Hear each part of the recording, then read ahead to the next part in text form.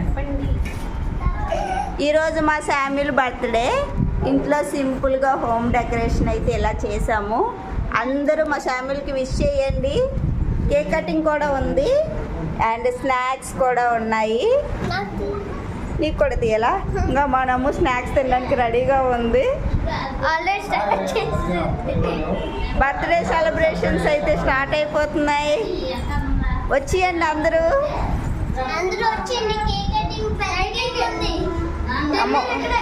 Dinner ఎక్కడేనంట, dinner కూడా అందరూ వచ్చేయండి. ఇంకో కేక్ కూడా వచ్చేసింది, వెనీలా ఫ్లేవర్ అంట.